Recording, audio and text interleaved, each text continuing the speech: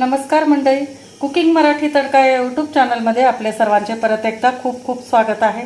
आज मी परत एकदा आणखी एक नवीन रेसिपी घेऊन आले, जे की आपण मूग डाळ बनवणार आहे।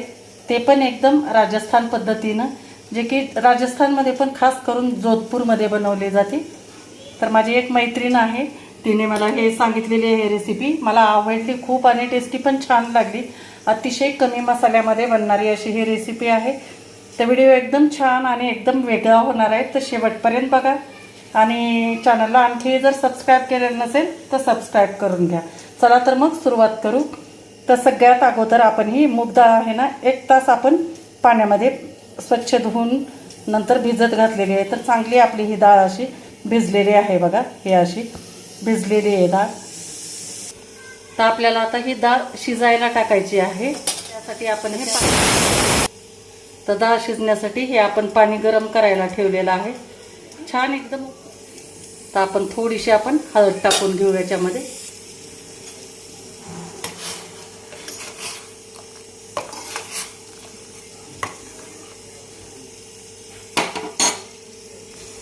तर उकळी आली, डाळ टाकून घेऊ आपण।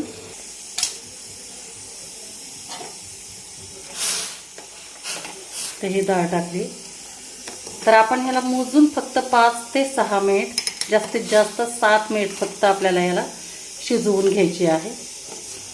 आणि गॅस एकदम फुल ठेवायचा आहे। तर याच्यावरचा हा जो फेस आलेला आहे ना, हा आपल्याला काढून घ्यायचा आहे बाजूला। थोडीशी म्हणजे घाण वगैरे असलेली सगळी ही निघून जाते। तर हे असं अलगद हाताने आपल्याला हा फेस काढून घ्यायचा आहे।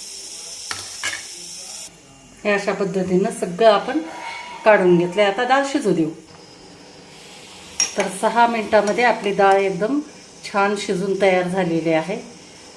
तर आपण आता हे बाजूला काढून घेऊ, पाणी निथरून घ्यायचं। तर कढईमध्ये आपण थोडीशी एकदम अर्धी पळी तेल टाकलंय आणि अर्धा चमचा आता तूप टाकते।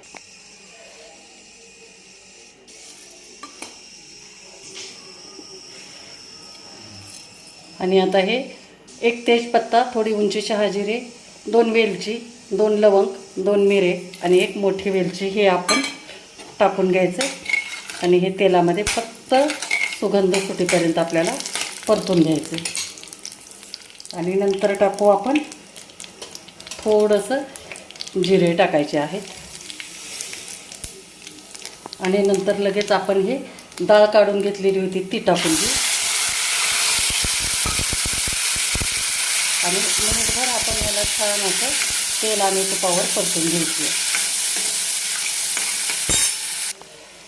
तर मिनिटभर परतल्यानंतर थोडंसं आपल्याला 2 मिनिट ह्याला वाफ येऊ द्यायची।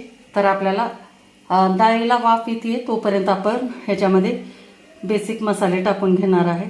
तर हे काश्मीरी लाल मिरची पावडर आहे, ही आम्ही घरीच बनवलेली आहे, ही टाकायची। नंतर लाल तिखट टाकायचे, थोडीशी हळद टाकू आणि 1 चमचा भरून आपल्याला याच्यामध्ये धने पावडर टाकायचं।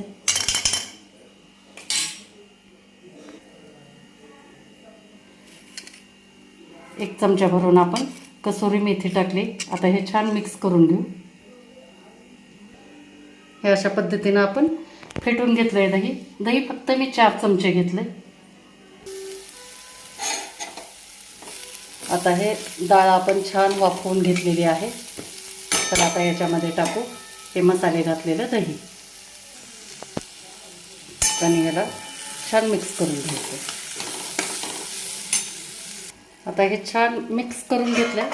आता आपल्याला हे दही शिजेपर्यंत 1-2 मिनिट फक्त झाकून ठेवू। 2 मिनिट झाले बघा, आपली डाळ छान शिजली। आणि आता टाकू आपण चवीपुरतं मीठ आणि छान हे मिक्स करून घ्यायचं। आणि लगेच त्याच्यामध्ये आपण जे हे डाळ शिजवायला पाणी वापरलं होतं आणि काढून ठेवलं होतं पाणी निथरून घ्यायला, ते आपण टाकून घेऊ याच्यात। जितकी तुम्हाला पातळ पाहिजे त्या प्रमाणामध्ये आपण ह्याला करायचं। आणि एक लक्षात ठेवा, याच्यामध्ये कधी पण ना कसुरी मेथी हमखास घाला, छान टेस्ट येते याला.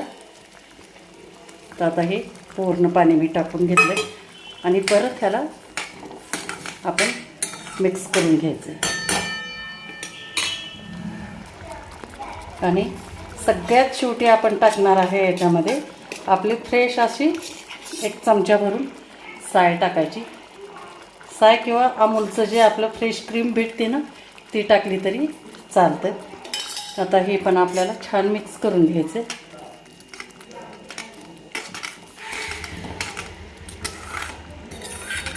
झालं, फक्त आपल्याला 2 मिनिट वाफ द्यायची. आणि सर्व करायच्या अगोदर आपल्याला याच्यामध्ये टाकायचं आहे किंचित एकदम अद्रक असे किसून टाकायचे बारीक एकदम, आणि कोथिंबीर.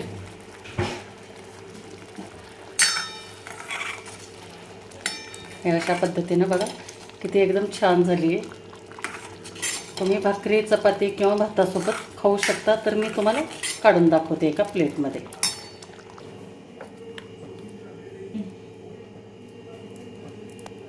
तर ही झाली एकदम हटके स्टाईलची आपली जोधपूर पद्धतीची, अर्थातच राजस्थान पद्धतीची मूग डाळ.